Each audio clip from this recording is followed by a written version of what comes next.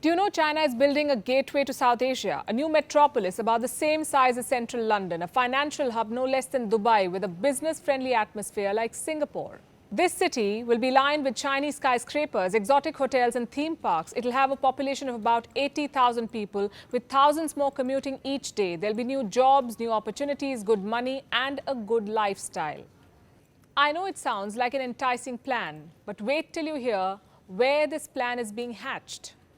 Here, right in the backyard of India, just 290 kilometers away from Tamil Nadu, this is Port City, Colombo.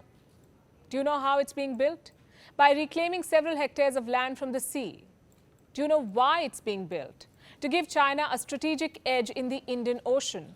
As I speak, tens of Sri Lankan ships sponsored by China are working overtime to dredge sand from the bottom of the Indian Ocean and pour it on a 600-acre stretch to get the city going. The question is, should it get going at all? Hello and welcome to Gravitas Plus. I'm Palki Sharma Upadhyay. China is building another nest in Sri Lanka, the Colombo Port City, a $1.4 billion project overlooking the Colombo port. This city is part of China's Belt and Road Initiative, the same initiative which has plunged several countries into debt. And that is just one piece of the puzzle here. The concerns are many. We'll get there in a bit. First, let's understand what this project really is. The idea came from Mahinda Rajapaksa when he was the president of Sri Lanka. He was inspecting a landfill near Colombo South Port and is said to have been inspired to build a well-planned city based on a model of the world's biggest financial hubs. The year was 2004. For the next 10 years, several proposals were made, but the idea never saw the light of day. Then in 2014, China entered the picture with its checkbooks and construction might. Two state-owned Chinese companies submitted an unsolicited proposal to fulfill Mr. Rajapaksa's dream. Sri Lanka accepted the proposal. Why wouldn't it? These Chinese firms were among Fortune 500 companies. They promised all-in-one packages. Reclaiming land from the sea, constructing breakwaters, connecting road networks, a supply of services, the works. But what was in it for them? What did they stand to gain? A land lease. Allow me to explain. The Chinese consortium invested $1.4 billion to develop an area of 269 hectares. Out of this, 125 hectares of land was taken by the Sri Lankan government and 88 hectares, while owned by the Sri Lankan government, was given to China on a 99-year lease. Plus, a freehold on 20 hectares of land. I know this sounds a little complicated. So in simple words, Sri Lanka sold its land and resources in return for development and money from China. The project was launched in September 2014. It was a grand ceremony. There were dozens of school children and elephants. Chinese President Xi Jinping himself landed in Colombo to green flag this project. The visit was highly scrutinized. Questions were raised. Why had Colombo granted a lease to China? Whom does it help? Sri Lanka had already borrowed millions of dollars from China for construction of the Hambantota port and the Oluville harbors. Now it had granted China a land lease. The concerns were valid. What was Sri Lanka's excuse? At that time, the former chairman of Sri Lankan Ports Authority said, and listen to this carefully, we will receive a large financial benefit by granting these land extents on long-term lease that will enable us to receive a large financial benefit, which will in turn enable us to pay back all loans. It's a classic case of counting the chickens before they hatch. Nobody was convinced. The Rajapaksa government fell the next year. Their successors, President Maithripala Sirisena and Prime Minister Ranil Wickremesinghe, briefly halted the project. But due to financial and diplomatic obligations, they did not scrap it. In 2019, the Rajapaksas came back to power. They promised to expedite the project. The sense of urgency caught the world's eye. The criticism mounted. Today, Sri Lankans themselves are up in arms against this project. What exactly are their concerns? Well, there are several. First of all, the social concern. High-end luxury with concessions for foreigners and none of it for the locals. They say the benefits they get will be short-term and limited. There'll be jobs, yes, but only for local construction workers and staff at hotels and shopping malls. They fear it will widen the gap between the rich and the poor.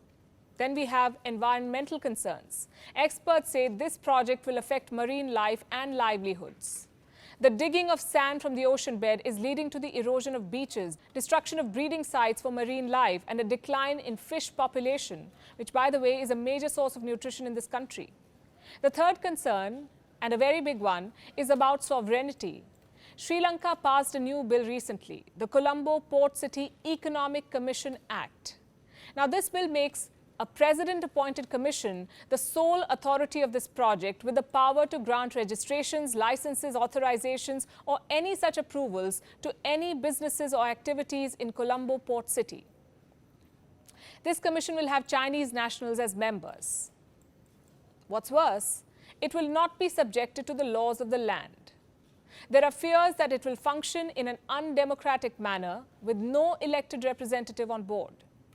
And these three concerns have united Sri Lankans from all walks of life to oppose this project.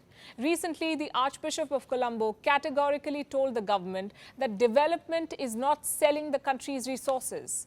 Please do not offer our land to different countries.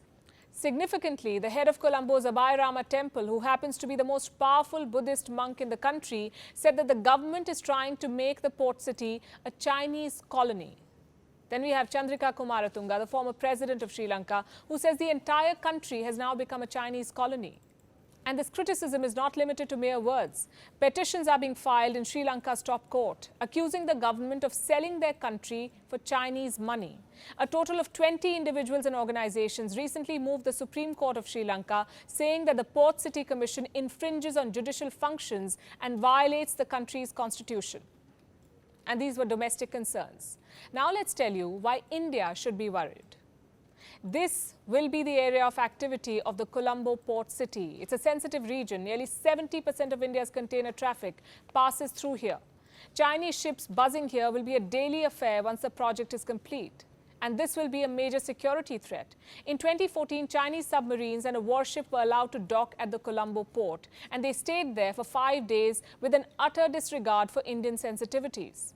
In April this year, a China-bound vessel containing radioactive material docked at the Hambantota port without declaring that the material it carried was hazardous. And given this track record, one can only imagine what sort of stunts China will try to pull once the Colombo port city is complete. You see, the threat is real. This port could be used to augment China's intelligence and counter-intelligence operations. It could eavesdrop on Indian intelligence and communication, enhance cyber threats and satellite tracking, and ultimately challenge India's domination of this region. It could also be used for infiltration. In the past, remember, Pakistan has used its High Commission in Colombo to infiltrate agents and terrorists into India from the south. With increased Chinese presence, the threat for India then will be two-pronged, and India will have to tighten its coastal security to prevent such misadventures. And why just India? The implications of a Chinese presence in Sri Lanka are global. As it is, China is not too happy with the formation of the Quad, the Quadrilateral Security Dialogue Framework, an alliance between the US, India, Japan and Australia to maintain a free and stable Indo-Pacific. The Colombo Port City will make it easier for China to counter all future operations of the Quad. It will be easier for the Chinese Navy to track warship movements, to control shipping routes, to dictate maritime trade rules to the world. The bottom line is this: we can't just sit and cry horse about China's actions. Sri Lanka, like any other country, is free to make its choices, good or bad. What India needs to do is to constantly engage with Colombo, strengthen its economic partnership, and create opportunities for new investments. Because India cannot afford to have another neighbor dancing to Chinese tunes.